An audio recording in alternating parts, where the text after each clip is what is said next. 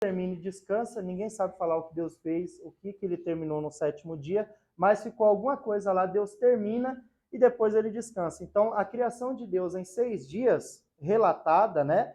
Flávio Josefo compara no seu livro todo o tabernáculo com o universo criado por Deus, tá? Só que quando nós lemos a Bíblia, os livros principalmente no Novo Testamento e a carta aos Hebreus, como nós estudamos teologia do Novo Testamento, você vai ver que o tabernáculo, na verdade, ele representa um tipo de Cristo. Então, assim, quando a gente olha para o Antigo Testamento, nós sempre temos um tipo de Cristo, tá? E dentro do tabernáculo, nós temos um tipo de Cristo para todas as figuras, ó. Todas aquelas imagens que estão ali têm um tipo de Cristo. E nós vamos, justo hoje, trabalhar em cima dessas questões aí do próprio tabernáculo, tá? Então, nós vamos voltar mais hoje, tá? Para o próprio livro de Êxodo. E, aliás, né, gente, eu estou olhando aqui e esquecendo, porque ninguém me lembrou, a gente já leu Gênesis 1, mas a gente não fez aquela leitura que a gente sempre faz no começo, né? Então, abre lá em Êxodo, capítulo 26, nós vamos fazer a leitura, aí nós fazemos uma breve oração e vamos dar continuidade aí na temática, tá? Para quem pegou o livro, tá? O conteúdo que a gente vai aplicar hoje está a partir da página 35, 36, tá? Êxodo 26, versículo 15, tá? A seguir diz assim, ó: farás também as tábuas para o tabernáculo de madeira de cetim, tá? Que estarão levantadas. O comprimento de uma tábua será de 10 côvados e a largura de cada tábua será de 1,5 côvado, tá? O côvado é 1 palmo, né? As versões da Nova Linguagem hoje já vai estar traduzida com a metragem correta, tá? Isso vai variar também de versões de Bíblia. O 17 diz assim: 2 coceiras, né, coiceiras, terá cada tábua, travadas uma com a outra, assim fará com todas as tábuas do tabernáculo.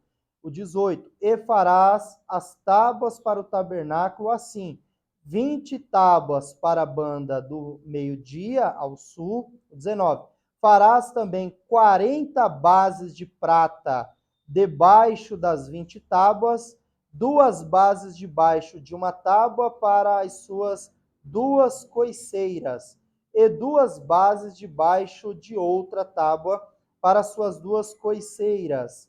Também haverá, o versículo 20, também haverá 20 tábuas para o outro lado do tabernáculo, para a banda do norte, com as suas 40 bases de pratas, 2 bases debaixo de cada uma das tábuas e 2 bases debaixo de outra tábua, tá? O 22. E ao lado do tabernáculo, para o ocidente, fará 6 tábuas. Fará também 2 tábuas para os cantos do tabernáculo, de ambos os lados. E por baixo se ajuntarão, e também em cima dele se ajuntarão uma argola.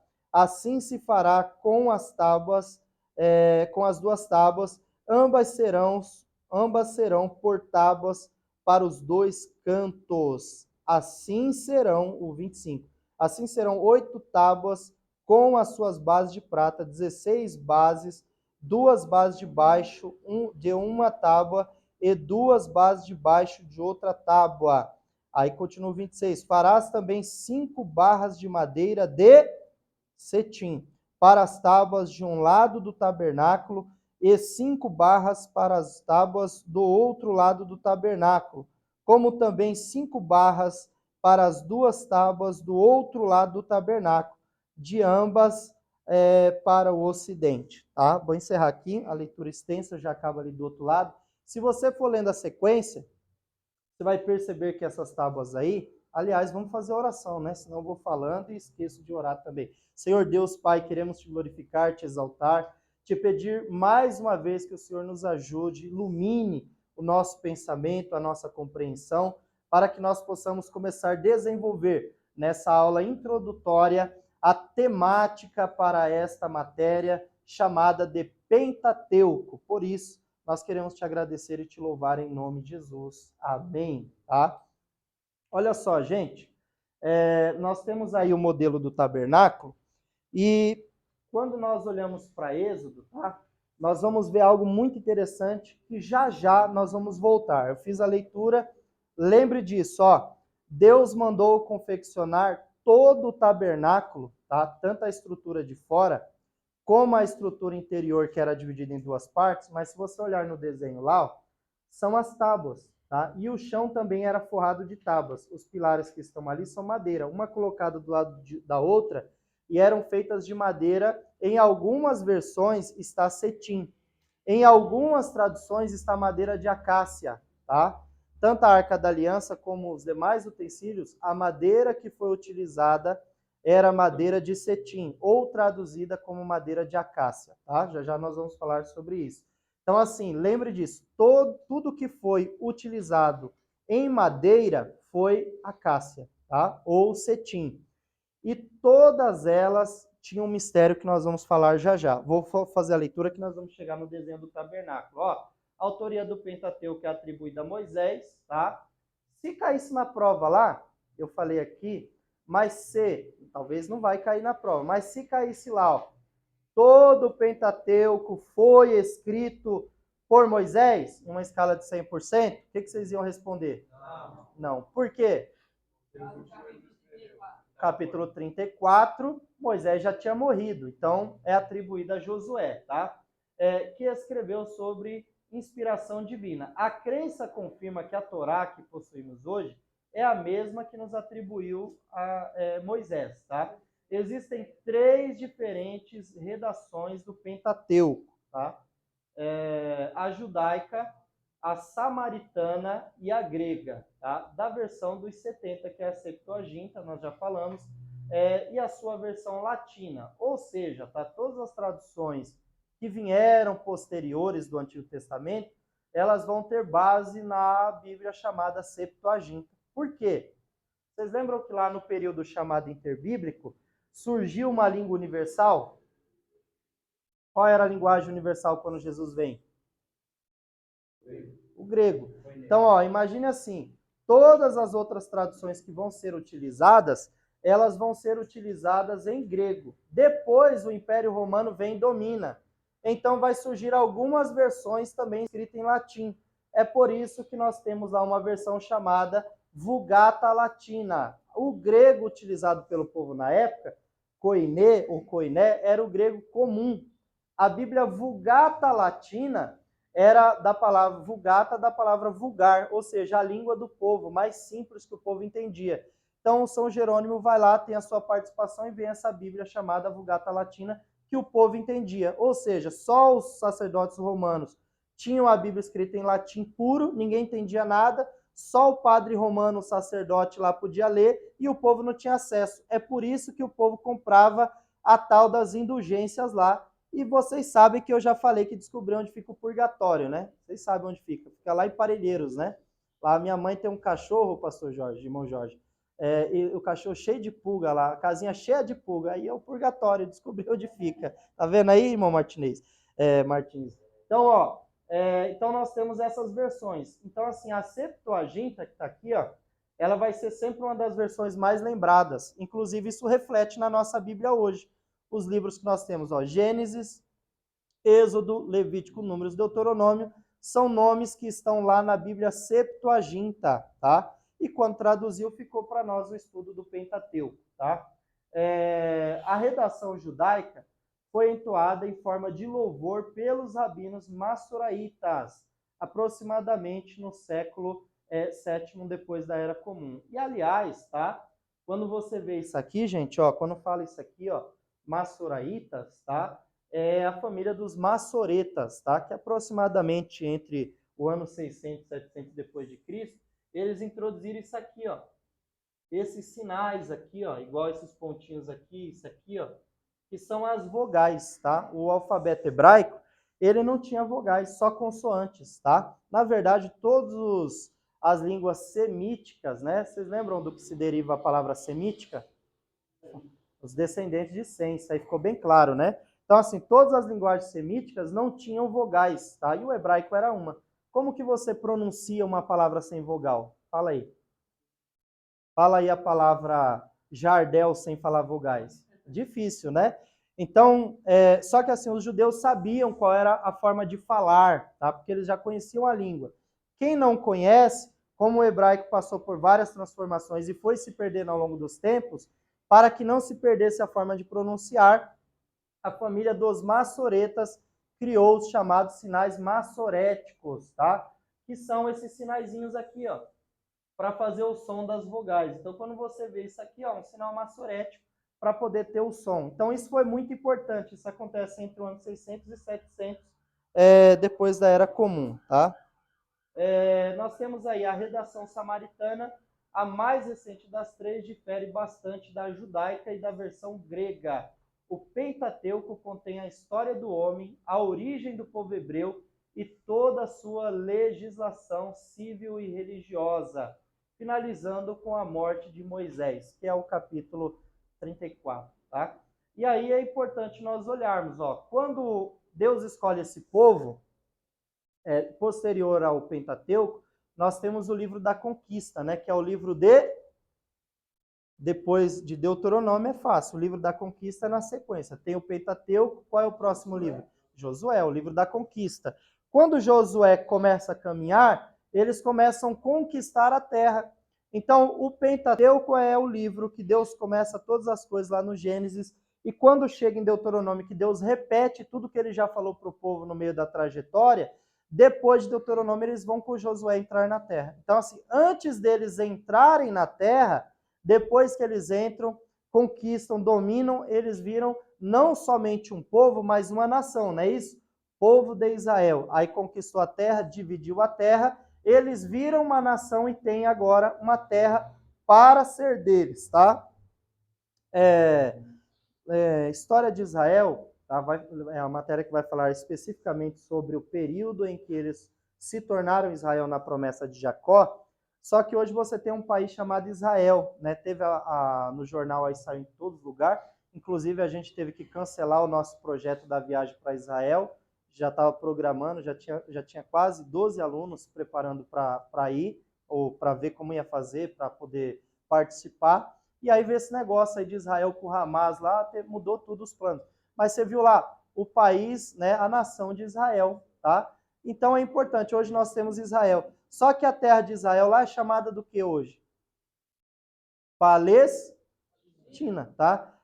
A história da Palestina envolve o Império Romano, tá? Remonta o período bíblico posterior em que vai sofrer o domínio do Império Romano. Quando os romanos começaram a dominar toda a parte em que Israel morava, os judeus moravam, eles foram expulsando. E como eles dominaram toda aquela parte, até a parte de baixo de Gaza, eles tiraram o nome Israel, que o povo de Deus deu, e colocaram um nome latim chamado Palestina. Tá? Então, quando você fala Palestina, é por causa dos romanos. Tem muita gente que até hoje confunde esse negócio de Israel e Palestina. Por exemplo, hoje Cisjordânia, onde estaria as ruínas da cidade de Jericó, era termos de Israel. Só que já não é considerado mais parte lá dos termos de Israel dentro da Palestina, porque ficou do outro lado da Cisjordânia, voltado para a Síria. Tá? Então, mudou tudo. Isso aí a gente aprende na matéria História de Israel. Tá? Então, assim, mas quando Israel ainda não era uma nação, eles habitavam em quê? Vocês lembram? O povo ia lá, montava a tenda, não é isso? Montava a tenda. A gente tem que mudar. Abraão vivia mudando de lugar. Então, eles eram um povo nômades, tá? E chegaram a ser considerados um povo seminômades porque como eles habitavam na terra que eles estavam peregrinando e futuramente essa terra seria deles, eles são considerados seminômades. Moravam em tendas, se mudavam de lugar, e é motivo esse de você observar para a revelação divina e Deus um dia olhar para Moisés e falar assim: Moisés, onde o meu povo habita?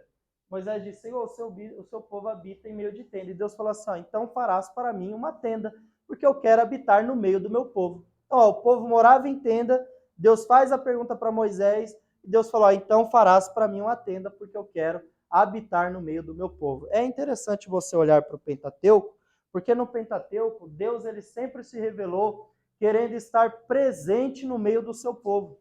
Era o povo que muitas das vezes abandonava Deus, esquecia Deus, mas Deus sempre queria se fazer presente no meio do seu povo e da sua nação, tá?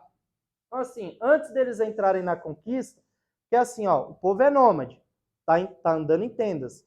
Quando chega em Josué, eles viram uma nação. Qualquer povo, tá? Olha a importância do Pentateuco. Qualquer povo, para ser uma nação, tem que ter terra, tem que ter governo, legislação, todas as leis para poder reger a nação. Não é isso? A gente tem um advogado aqui na sala, né, gente? Se eu falar, eu posso até pecar aqui. Mas todo povo tem que ter terra, governo e legislação, tá? Então, olha, o povo tinha alguém que era usado por Deus para liderar, que era Josué. Deus já tinha dado a legislação, Deus já tinha dado os rituais, eles já tinham uma cultura, todo povo tem que ter uma cultura. Eles tinham também, como toda cultura, tinha o seu próprio Deus, e eles vão virar nação. Mas tudo isso acontece dentro do Pentateuco, tá? Então, o Pentateuco não é só uma história, não. É lá que Deus lapida os filhos, na promessa que ele faz para Abraão, que passa para Isaac, Jacó e os filhos de Jacó. É nesses filhos de Jacó que Deus vai agora lapidar para que eles se tornem o que Deus queria que eles fossem para poder conquistar a terra. Então, assim, Gênesis, Êxodo, Números e Deuteronômio é um livro que Deus prepara o cenário para que quando eles conquistassem a terra, eles fossem uma nação. Então, eles são um povo, eles têm um Deus, eles têm rituais, eles têm legislação e agora eles podem ter uma terra para ser uma nação, tá? Então, o Pentateuco é muito importante. Ó, quanto à autoria dos 8 versículos finais da Torá, que tratam da morte e sepultamento de Moisés, ali o versículo 5 a seguir, Deuteronômio 34, 5, o Talmud, tá? Que é o Batra. O Talmud, gente, eu tinha um Talmud e nunca façam isso, já falei. Livros bons e difíceis de achar e caro, nunca empreste para ninguém. Se você emprestar, vai ficar só na lembrança. Eu emprestei a minha e não voltou nunca mais, tá? Mas o que é o Talmud? O Talmud é uma compilação, tá, de todas as leis e tradições culturais do povo judeu, tá? Depois que voltaram do cativeiro da Babilônia, eles começaram a juntar todos os rituais que envolviam a sua cultura e para isso não se perder, eles compilaram um livro, tá? Ficou chamado como Talmud. É o livro da lei e jurisprudência da lei mosaica, tá? Junto com o Torá, são os livros normativos do povo judeu, tá? Atribuiu a Josué, ó. Nós falamos isso aí, né, ó. Então, o final do capítulo 34 de Deuteronômio, com certeza é apontado para Josué, que é o sucessor que acompanhou o seu mestre até os últimos momentos. A Torá contém 5.845 versículos, tá? Que nós chamamos de... Gente, anota isso aqui no caderno. Isso daqui pode ser cair na prova, hein? Ó. Tá? Então, anota aí no caderno esse trechinho aí. Tá? A Torá, tá, contém 5.845 versículos.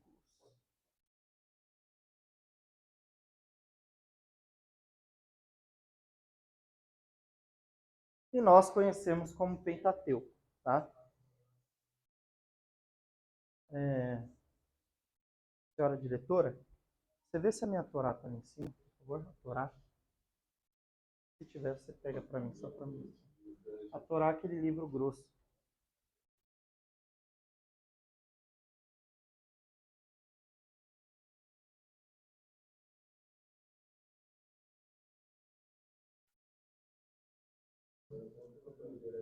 Ó, alguns de vocês já viram, tá, gente? Mas eu vou... Vai passando aí, ó, para vocês verem a Torá, tá? Cuidado que a capa dela tá um pouco judiada, mas vai passando aí só para vocês verem, tá? Como é a Torá, tá? Essa aí é uma versão que tem o texto hebraico português, né? Já mais simplificado. E os comentários do Talmud, tá?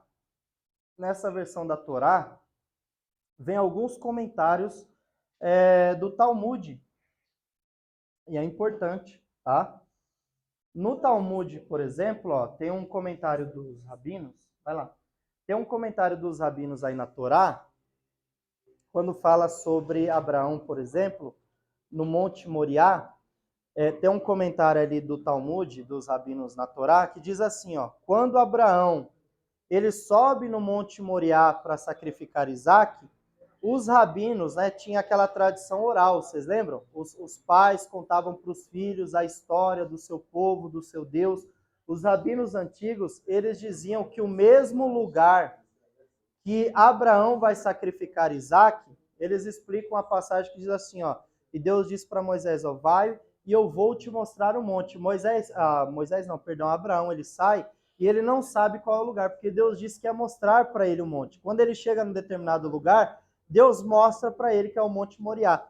E o comentário da Torá, segundo os rabinos, diz que o mesmo lugar que Abraão ia oferecer Isaac em sacrifício era o mesmo lugar, possivelmente, que Caim e Abel apresentou o seu sacrifício, e seria o mesmo lugar que, quando Noé saiu da arca, ele levantou um altar para agradecer ao Senhor. Tá? Mas isso é um comentário da Torá, não tem como afirmar, tá?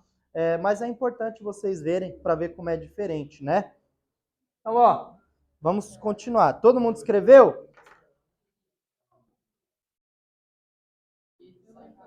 No sábado, né? Vamos ver depois. É que você estudou no sábado, estudou na terça.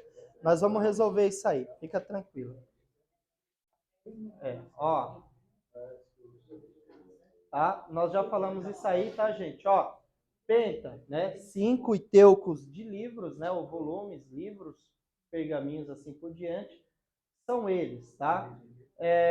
Quem fez já a matéria Teologia do Antigo Testamento já até tem essas anotações aqui lá, né? Ó. Mas anota isso aí no caderno também, tá? É importante anotar isso aqui, ó. Livro de Gênesis é o livro da criação, livro do Êxodo é o livro da saída, Levítico, leis e rituais, livro de Números por causa do censo, né, do recenseamento do povo, e Deuteronômio, né, que seria de Deuteros e Nomos, que significa lei, segundo a lei, ou seja, a repetição de todas as leis contidas no Pentateuco. Isso é muito importante, tá? Importante por quê?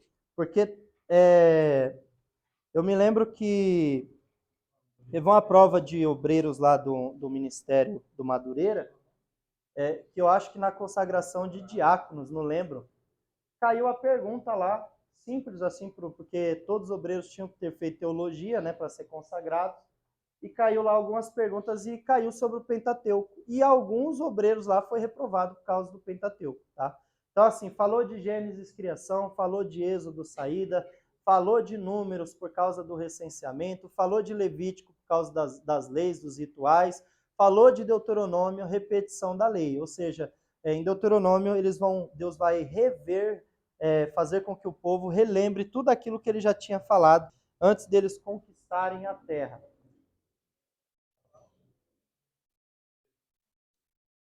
Quem terminar de escrever, fala amém. Aí eu vou saber que todo mundo terminou.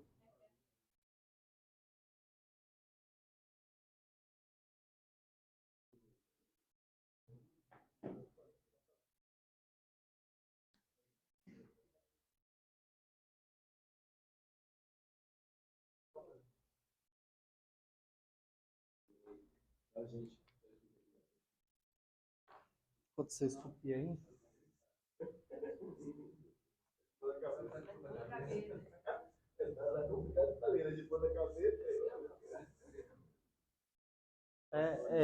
Quando a gente não conhece uma forma de escrita, é difícil, né?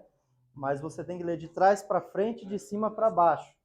Aí, se você começar como nós começamos, no início, você está lendo de trás para frente. Então, no hebraico, você tem que começar da última página e aí você vai repaginando ao contrário. E tinha até um pessoal na época que eu era criança, ia para a igreja, minha mãe me levava, e tinha lá um irmão que dizia assim, se você ler a Bíblia de trás para frente, né, você está invocando o diabo. Ué, então coitado dos judeus, né? Que tem que ler de trás para frente, não tem jeito. É da esquerda para a direita. Então, assim, são falácias, né? São mitos, né, criados aí pelo povo, tá? Na próxima aula, eu aconselho que vocês tragam também lápis, tá, para desenhar. Na matéria geografia, nós desenhamos bastante mapas, né? E nessa aula nós vamos fazer alguns desenhos também, tá? Relacionados ao Pentateuco, que serão bem legais aí, tá? Quem terminar de escrever, fala amém. Aí eu vou saber que terminou. Pra gente pular.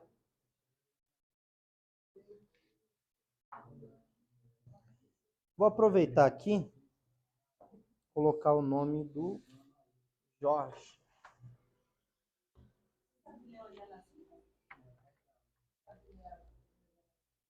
Ah, sim. Tem uma matéria chamada Hebraico 1 e 2 no bacharel e grego bíblico também. Quando os professores que nunca foram alunos aqui, eles vêm fazer entrevista, a gente coloca Gênesis capítulo 1, versículo 1, 2 e 3. E a maioria dos professores que veio fazer entrevista, nenhum conseguiu traduzir. A gente não pede nem para ler, só pede para traduzir. Por exemplo, tradução assim, né? Coloca lá, ó, letra, aí assim, o que é isso aqui? É um aleph. O que é isso aqui? É um beit. O que é isso aqui? É um gimel. E não sabe, fala que é bacharel. É difícil, né?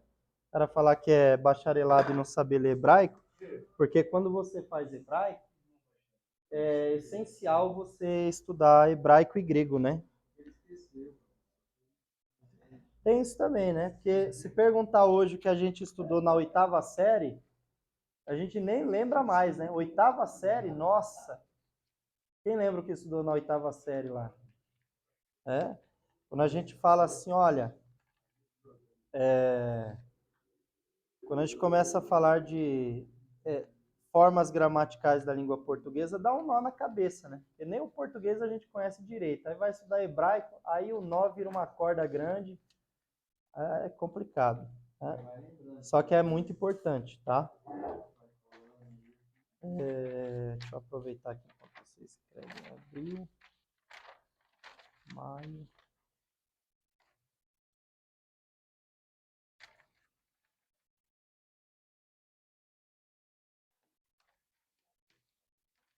Todo mundo acabou? Amém?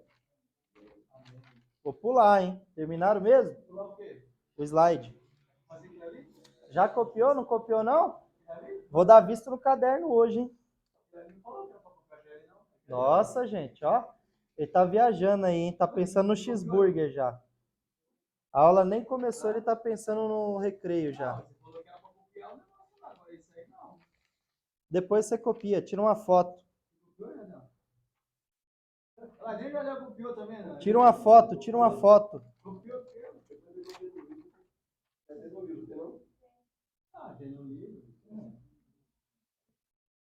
Tem no livro, mas o que você escreve, você memoriza. É novembro.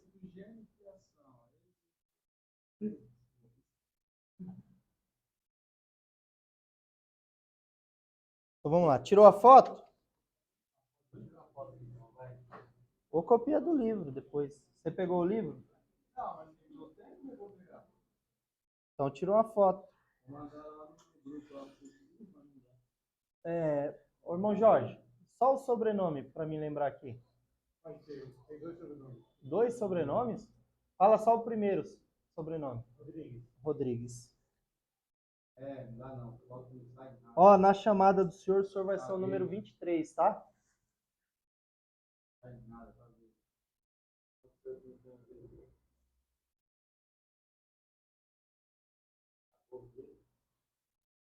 Eu expliquei aí para o pessoal que chegou primeiro, os livros que a gente encomendou não chegou porque eles são fabricados lá em Parelheiros, e aonde é fabricada acabou a energia elétrica lá.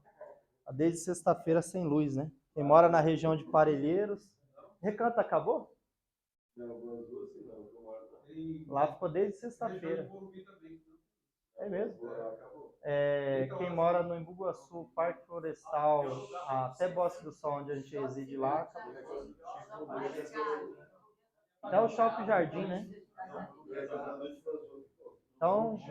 Então tá bom, né? Então não é só Parelheiros que sofrem, né?